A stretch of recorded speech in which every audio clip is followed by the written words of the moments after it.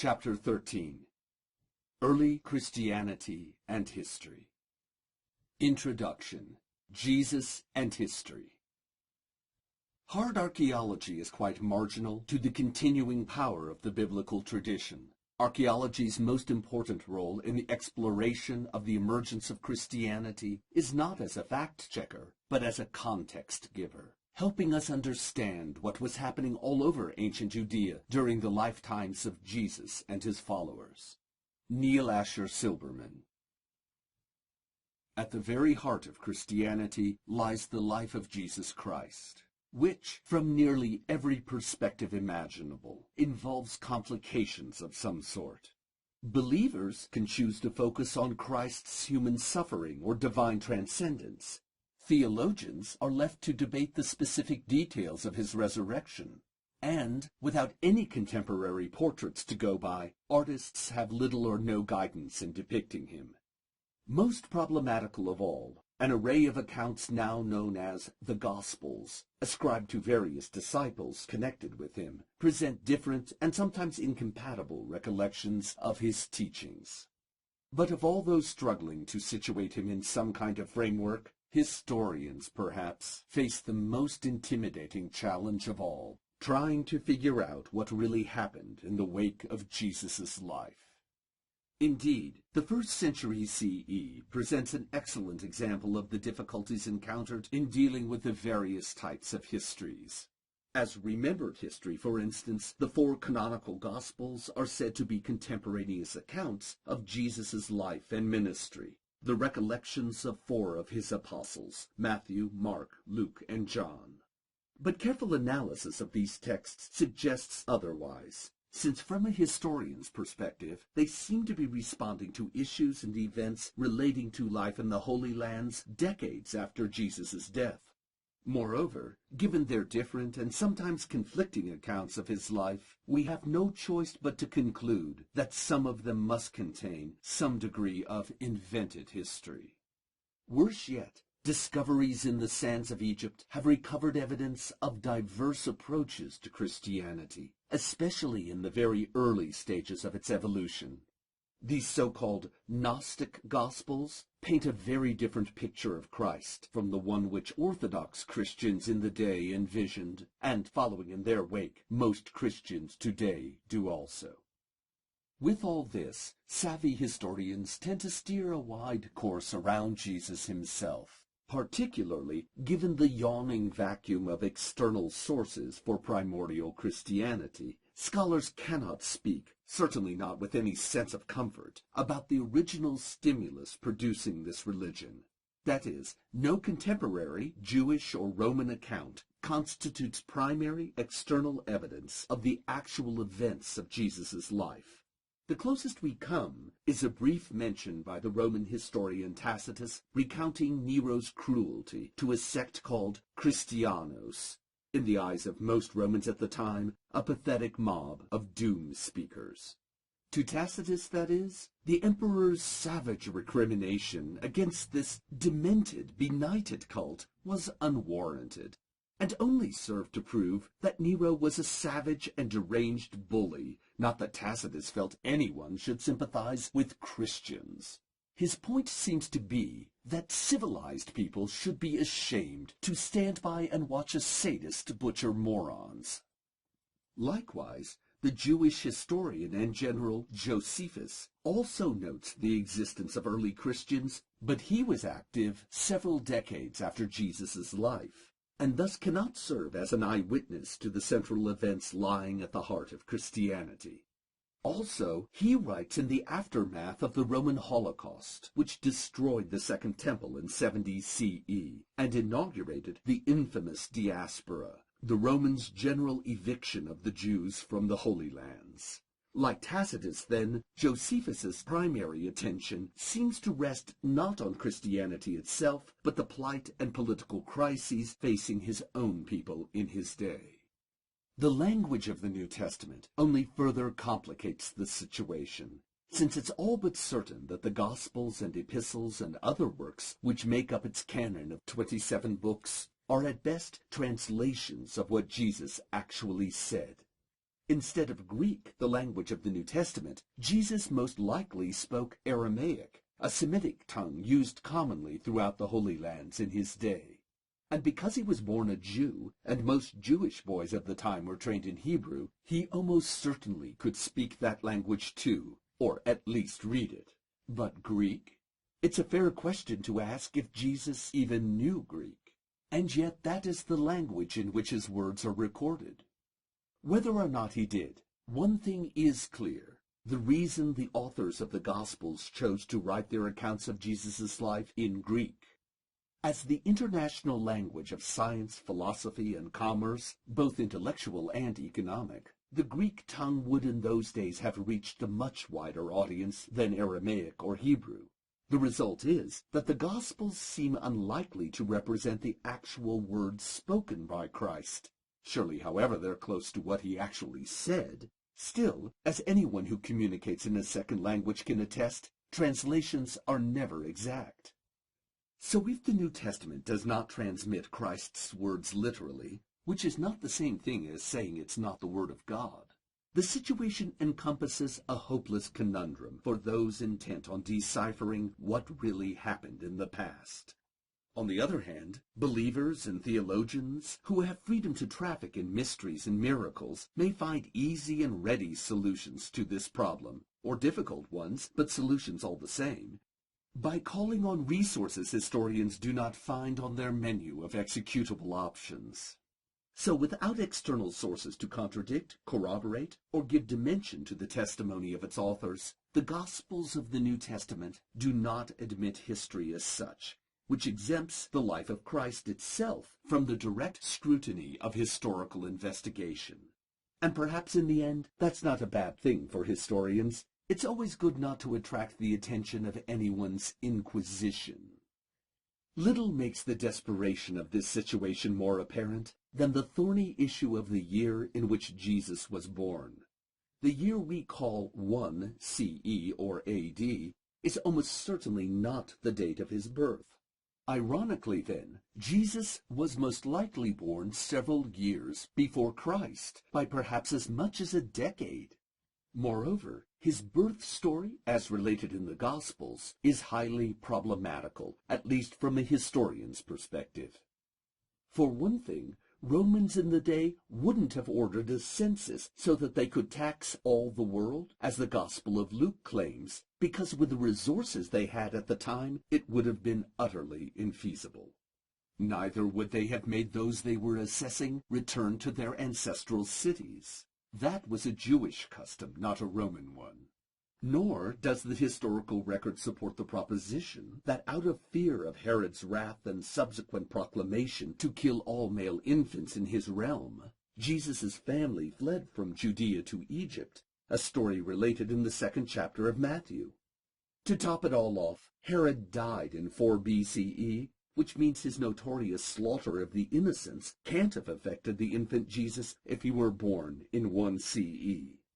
All in all, the life of Jesus, especially his early days, is a narrative so fraught with bias and so frail in corroborating data that it's best left for specialists in religion to explore.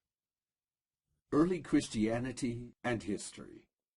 If you have all this evidence and proof positive that God exists, you don't need faith.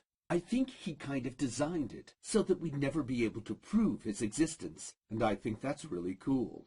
Mary Schweitzer. St. Paul.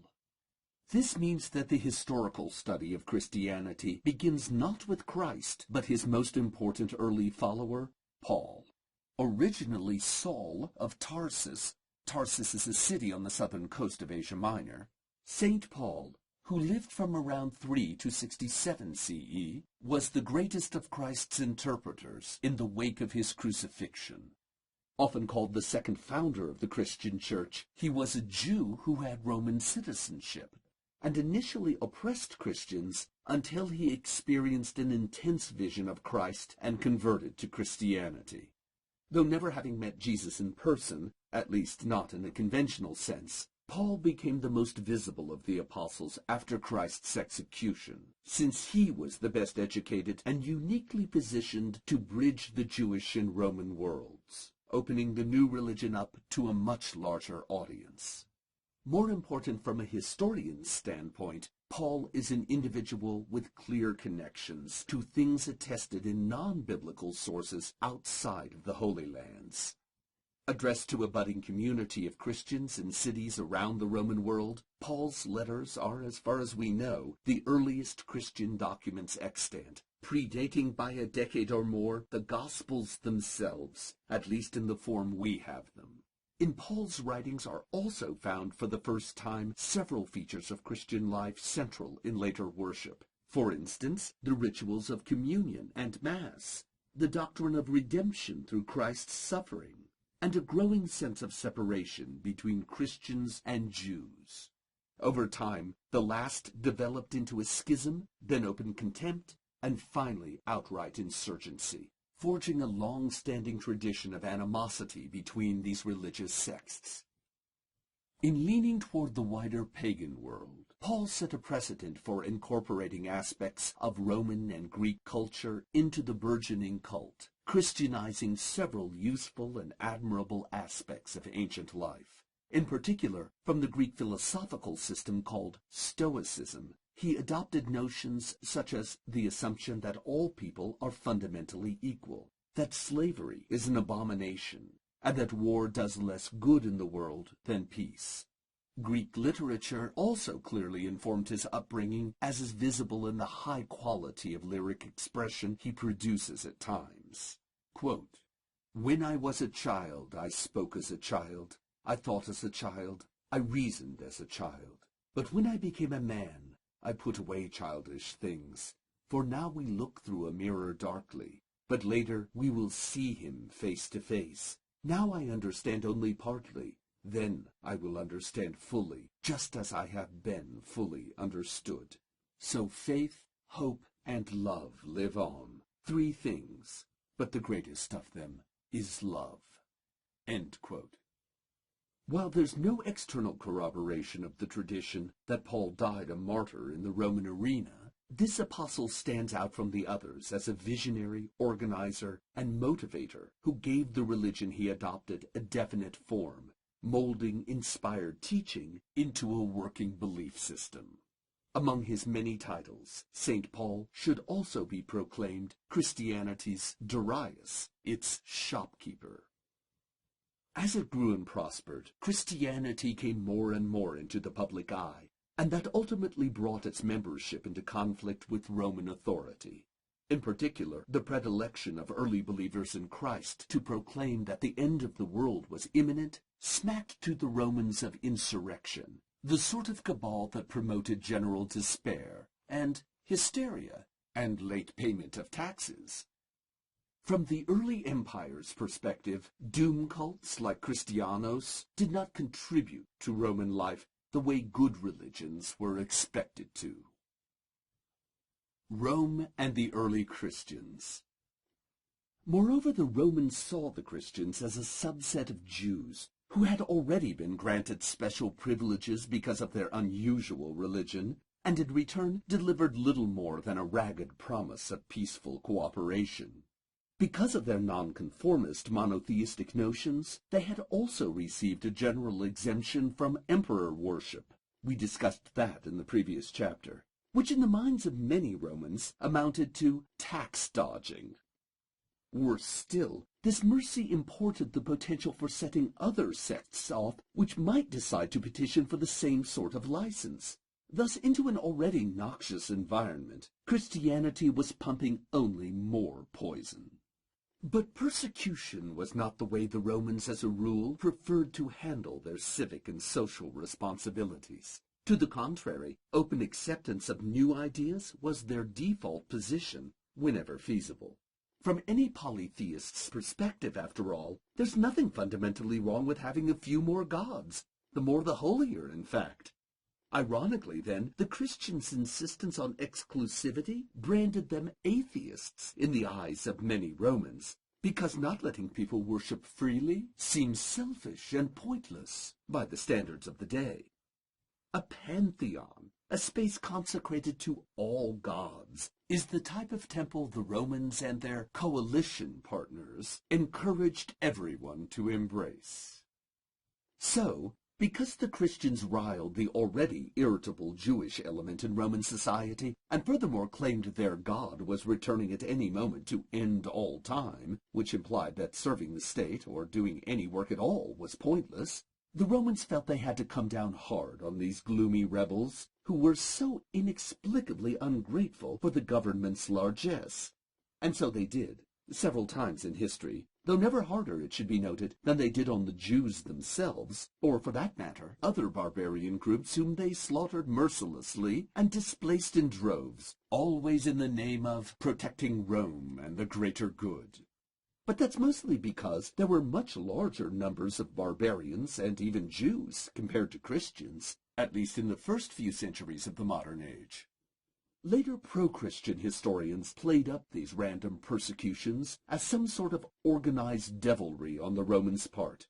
The fact is, decades often passed between assaults on Christian groups, and while it's true that several emperors did in fact go after Christians per se, most weren't persecuting them for their religion, but their wealth. Especially in the Great Economic Depression of the 3rd century CE, when it was becoming harder and harder for the Roman government to pay its armies and keep at bay the hordes of foreigners pounding on the gates of the frontier, emperors sought reasons to confiscate wealth anywhere they could.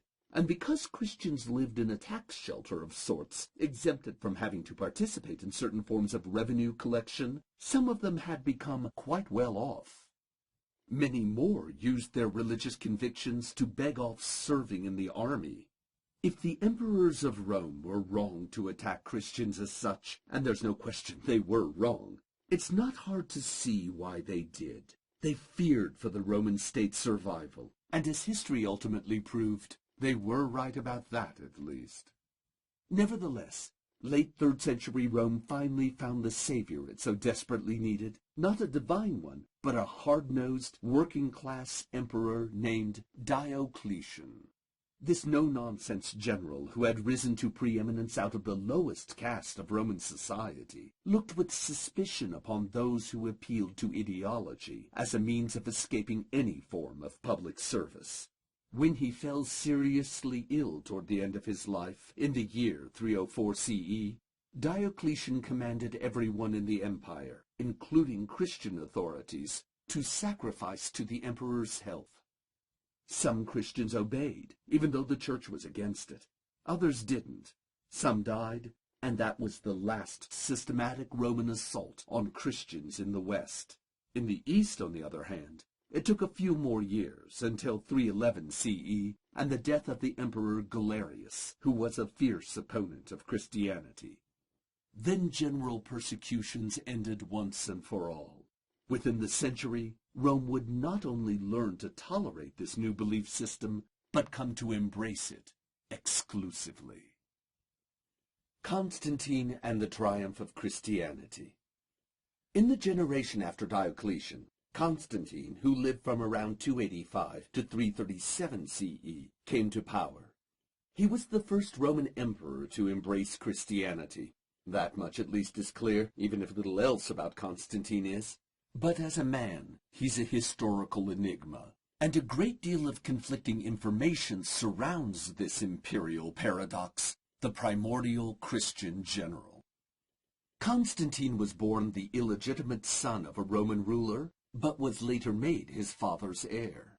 As a child, he grew up in the Roman West, yet he later preferred the Hellenized East, and in fact moved the center of Roman government there, where he built a grand new capital named after himself, Constantinople, literally, Constantine's city. Furthermore, during his tumultuous rise to power, he fomented civil war on the pretext of reuniting Rome. And even after he'd embraced Christianity, he continued to worship the sun the way many pagans did. Without doubt, one of history's most important transitional figures, this conundrum of a man seems to have been constantly in the process of transformation himself. What matters to the issue at hand here is that he converted to some sort of Christianity at some point during his life. The story goes that he'd had a vision of the cross before one of the crucial battles in the civil wars that brought him to power, and on that cross was written, "In hoc signo vince," with this ensign conquer. So according to later legend, he appended it to his royal insignia, and thus Christianity had at last won itself a winning emperor. But close examination of the historical evidence from the day muddies the waters considerably, suggesting this is an invented history since it's confirmed only long after the fact, and then by sources with a direct interest in promoting the emperor's allegiance to Christian belief. The truth is, Constantine was only finally baptized on his deathbed, and his biography hardly constitutes a model of the good Christian life. Whatever the what really happened, this emperor's adoption of Christianity stopped once and for all the persecution of Christians in the West.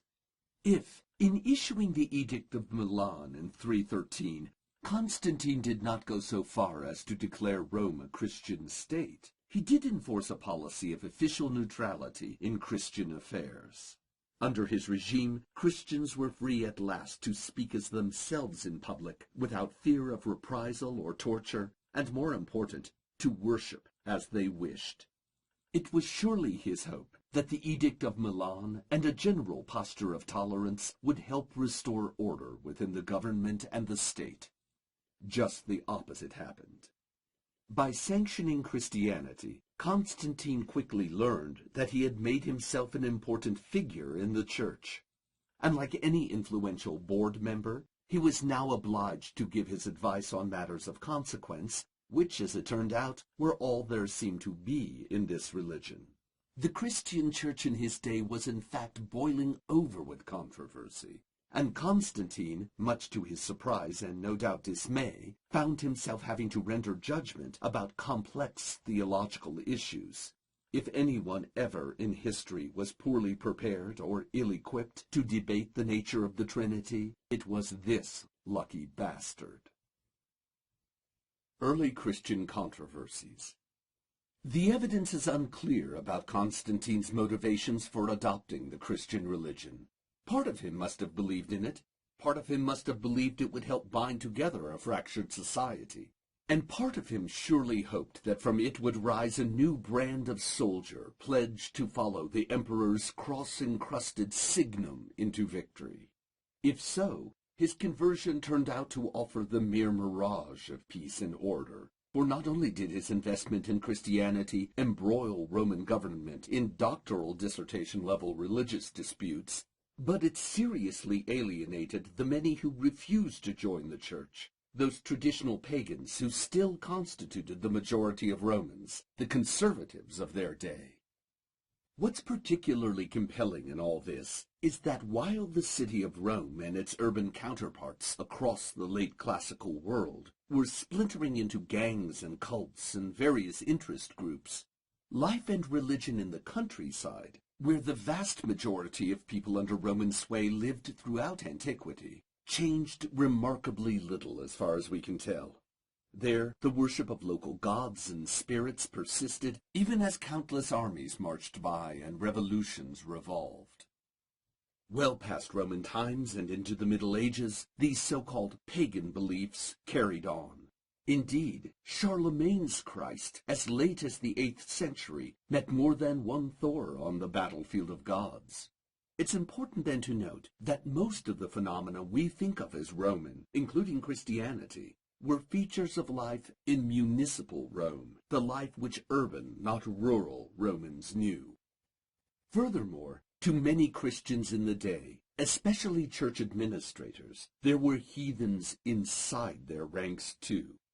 Because much acrimonious debate surrounded the formation of the hierarchy which ultimately came to govern the early church, this antagonism tended to center around what constituted being a good, upstanding Christian.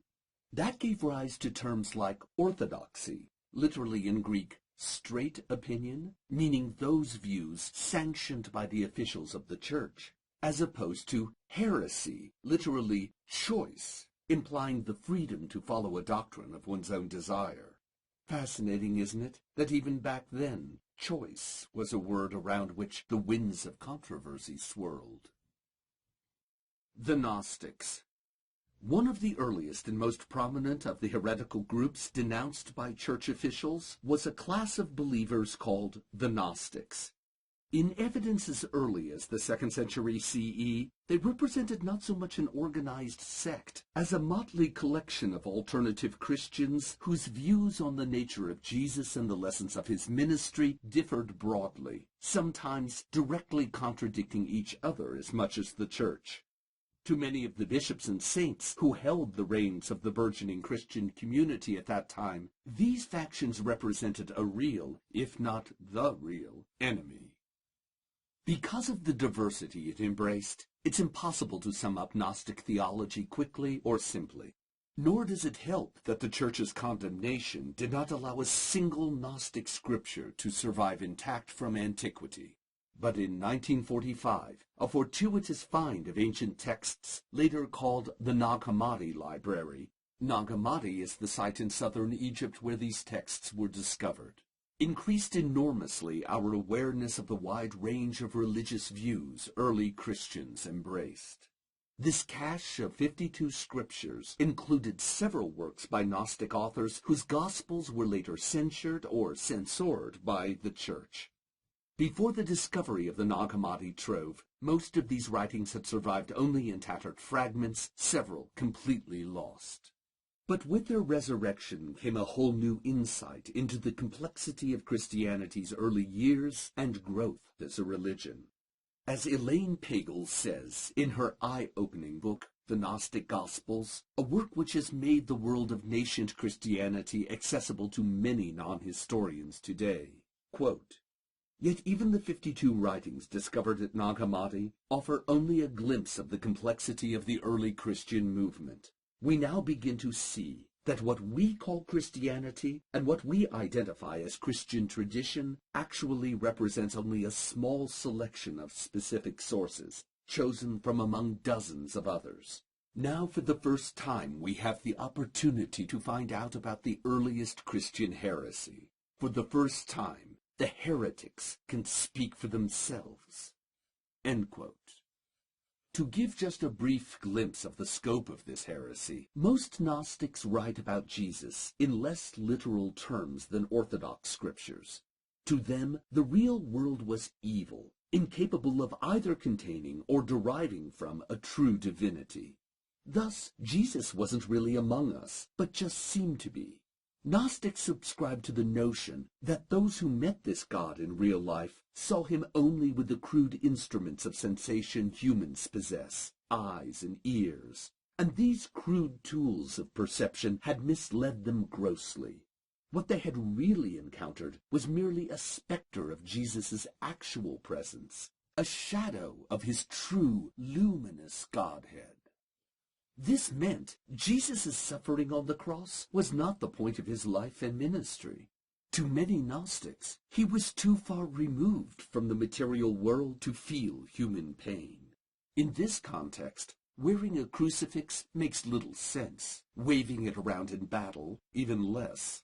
Nor does baptism. One Gnostic author remarks on how people go down into the water and come up without having received anything. That is, they just get wet.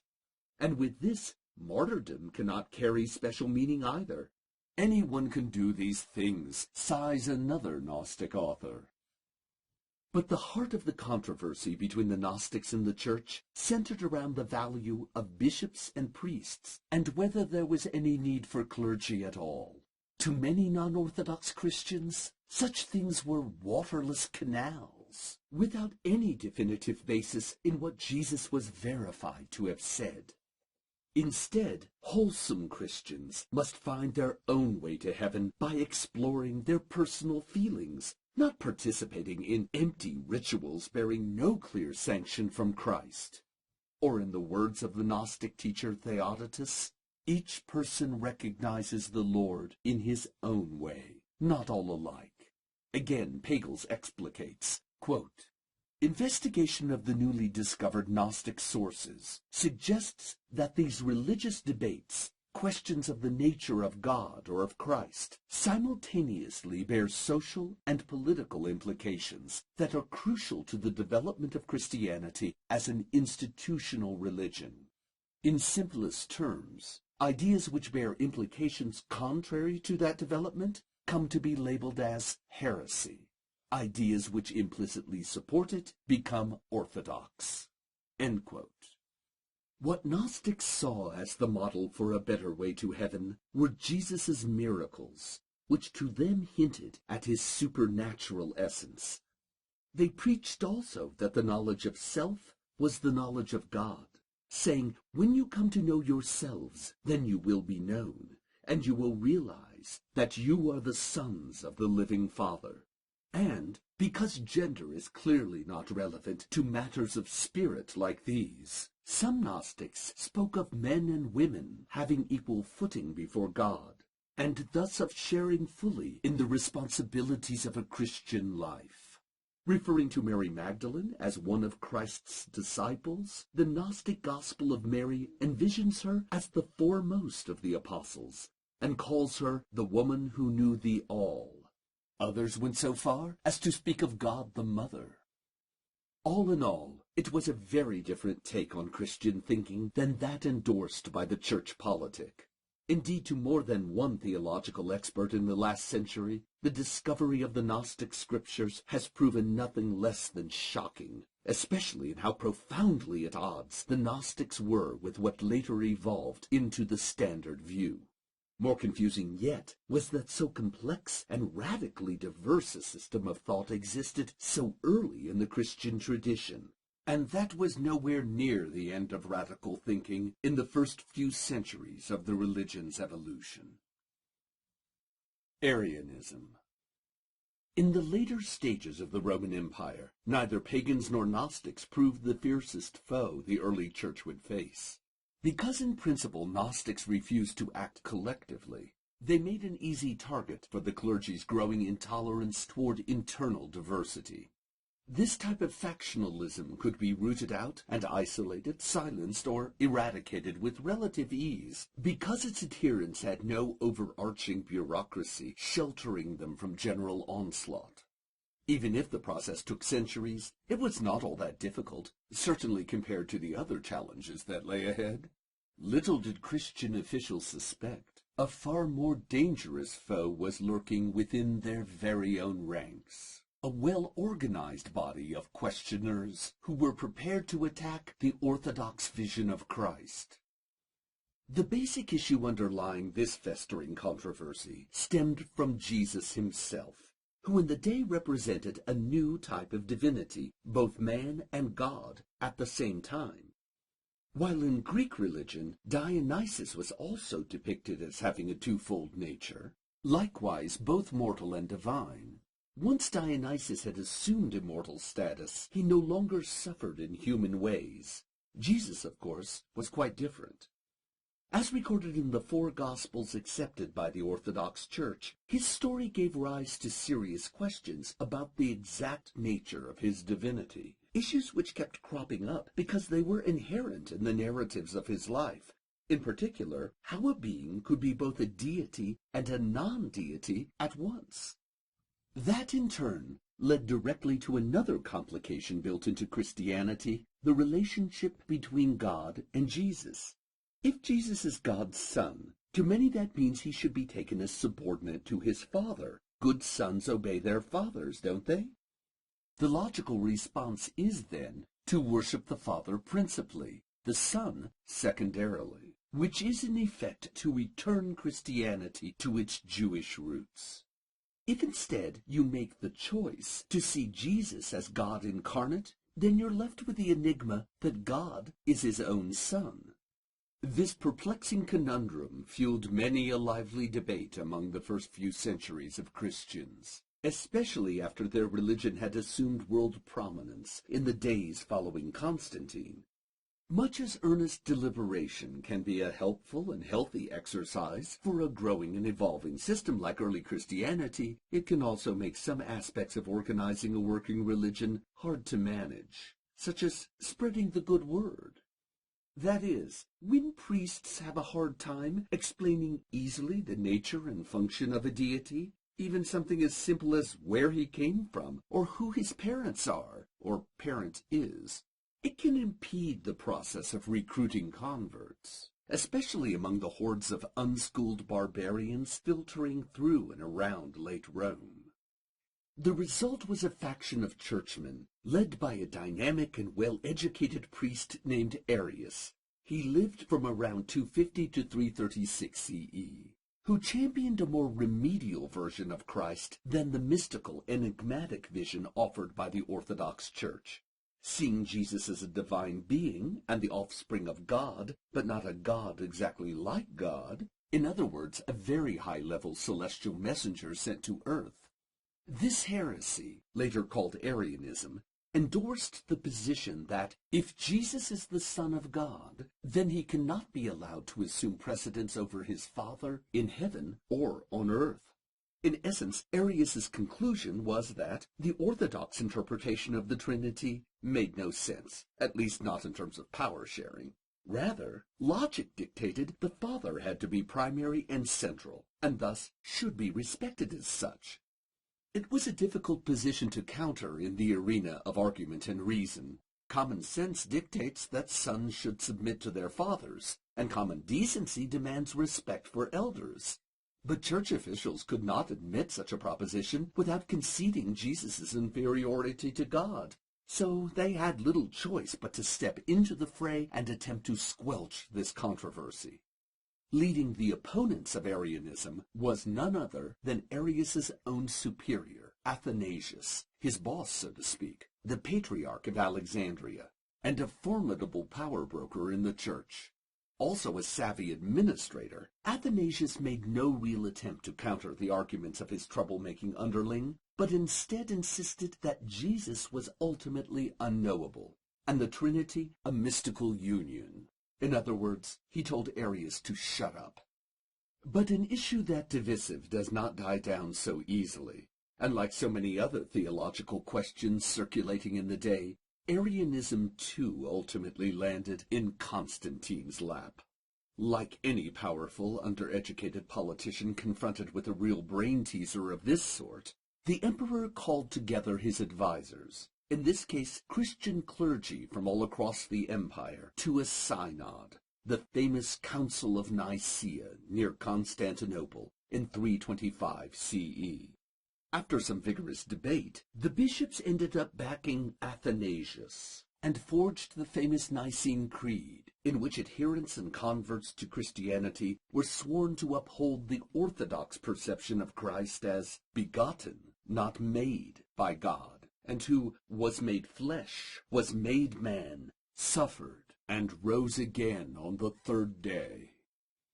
The Credo did not stop there either. It continued on to an outright denial of the major tenets underlying Arianism and Gnosticism, in fact any version of Christianity which challenged the Church's authority, forcing its membership to denounce these heresies publicly.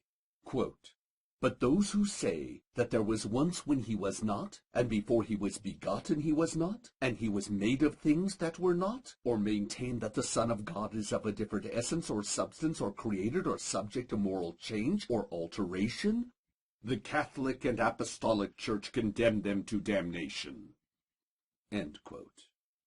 This constitutes the wholesale deprecation of all heresies which were at that time raising their voices in opposition to the policies and existence of not only the Orthodox vision of Christ, but also an organized church government.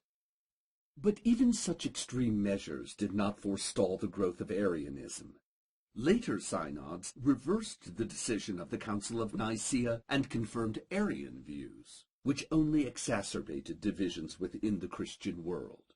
More important, Arian proponents played well the advantages inherent in their vision of Christ, especially outside the empire, in areas where church bureaucrats, who lived for the most part in Roman metropolises, had as yet little influence. The Arian Christians' simpler conception of Jesus as subordinate to and discrete from God allowed them to win many converts, especially among those unfamiliar with the complex theological history underlying Christian Orthodox doctrine. In particular, the Arian monk Ulfilas was able to attract many Germanic barbarian groups to his side, the Goths especially, who became avid non-Orthodox Christians. The result was that church officials hardened their position on not only dissension within their ranks, but also the interpretation of Scripture and what to them constituted acceptable texts. The Gnostic Gospels of Thomas, Mary, and Philip, along with many other accounts of Jesus' life in wide circulation by that time, were branded heretical and stricken from the canon of the New Testament. Soon thereafter, clerical officials ordered the destruction of all copies of these texts, and it was probably amidst this censorship that some unknown Gnostic supporter buried those scriptures which were discovered many centuries later at Nag Hammadi. If so, just as with Akhenaten, a systematic attempt to erase history has provided us with our best access to what really happened in the past. The growth of church government. Among the administrators of the church, the internal unrest precipitated by these heresies only intensified interest in formalizing holy services and offices of all sorts.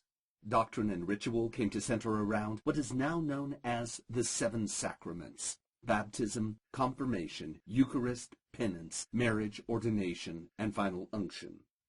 Church leadership fell into the hands of bishops, each of whom oversaw a see, a religious province of sorts, in which, as it turned out, not all bishops were equal.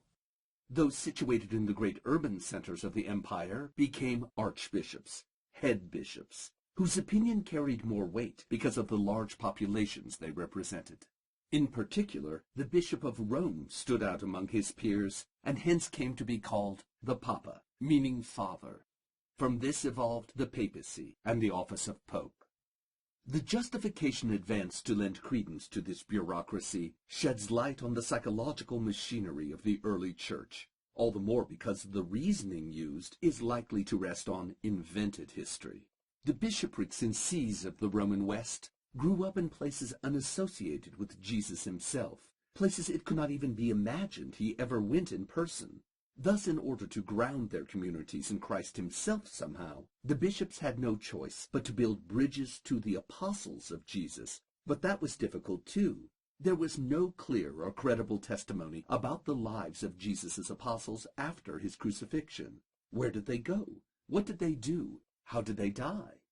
So, amidst this yawning vacuum of data, the story arose that they had spread out across the empire, seeding Christian cells and founding the sees which evolved later.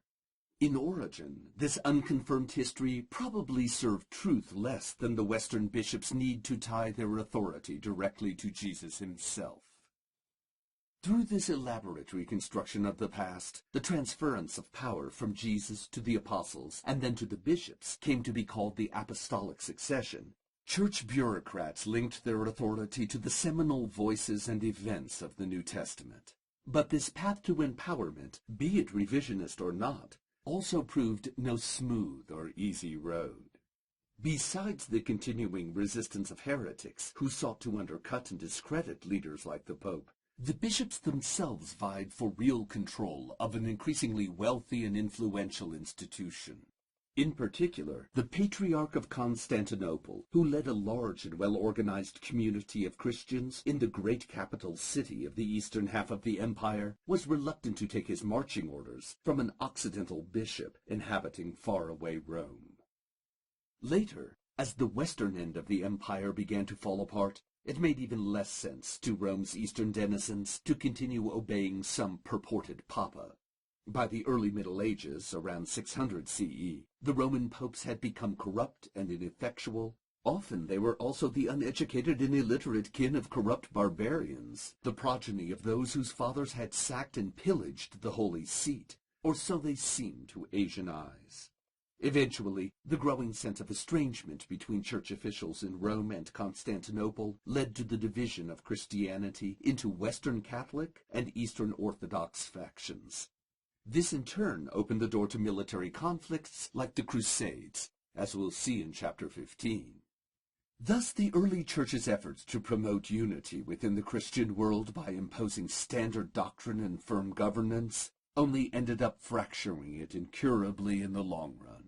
The irony and futility of orthodoxy through force would no doubt not be lost on the Gnostics. Indeed, is that sound we hear from deep beneath the sands of Nag Hammadi the lamentation of an extinguished sect? Or is it laughter and echoes of "I told you so"? Conclusion. What early Christianity teaches. God the Mother? Mary Magdalene, the Apostle? A Jesus who never actually suffered on the cross? It all seems unimaginably foreign to the modern view of Christianity.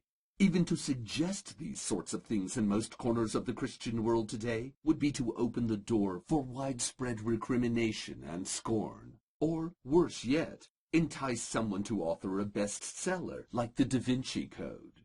And yet ideas of this sort were not only advanced in Christianity's first centuries, but also attracted many adherents and enjoyed considerable popularity, at least to judge from the vitriol with which their Orthodox adversaries attacked the heretics who promulgated these notions. To see such a wide range of beliefs attested so near the nativity of Christ's religion may seem odd to many today, not just on theological grounds, but because in general we're taught to expect increasing differentiation as things expand over time. The widely used so-called Darwinian model of evolution, which is built around notions like survival of the fittest and natural selection, presumes that growth will be accompanied by rising variation, often presented as graphs that look like upside-down Christmas trees. In other words, we're trained to look for greater complexity over time as things evolve. While that may be the way things work in paleontology, it's not the pattern of change which the historical study of Christianity presents. Indeed, the great open frontier of the Christian religion in its earliest phase has left behind a record of more creative and pioneering visions of Christ's message and divinity than all later ages combined. And as time passed, orthodox forces antagonistic to any ideology at odds with institutionalized Christianity obliterated those conceptions of Jesus which ran against the growing mainstream.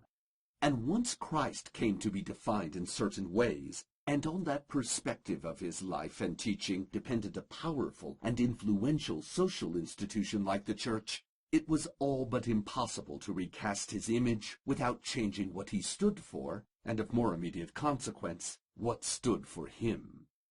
And that makes tracking down a historical Christ a very difficult endeavor, not so much because the what really happened of his life has been obscured in a void of verifiable data. It has been, but that's not the point. But because it ended up mattering so much to so many people across such a long stretch of time. All in all, Jesus has proven an ideal target for invented history, which is not to say any particular narrative about him rests on lies, only that he is the sort of figure around which exaggeration and myth tend to accrue. In other words, as we see so often in history, when people care very much about something, the truth of history isn't likely to be what they serve first, or at all. But it seems safe to say at least this much. Out of so many possibilities, one perspective on Christ won out, the literal view of his life and resurrection. Yet we now know this was neither the only nor the most historical take on his life story. Rather, it met the needs of an institution in ascendancy, and was the version of the truth most feasible for a world needing comfort and stability amidst turmoil and savage upheaval. And if this was the first time Christian orthodoxy was to go to war with heresy, it would certainly not be the last. In later ages, others followed the trail mapped out by the Gnostics and their heretical brethren, and reignited the debate over what constituted a Christ and a God. I don't mean Protestants at the time of the Reformation, the early 1500s CE, though they certainly fit the mold. But nearly a millennium before them, another group began asking questions which challenged the central tenets of orthodoxy, and through innovative insight and revelation, structured a religion that was both revolutionary and at the same time rooted deeply in the theological traditions of the Near East. From this was created a new type of believer who would take the controversies of Christianity to different and unexpected heights. More important, their novel responses to classical Christian paradoxes like the nature of the Trinity and the role of an institutional church would find expression in a different world, in a different language, in Arabic in fact. They were, of course, the Muslims.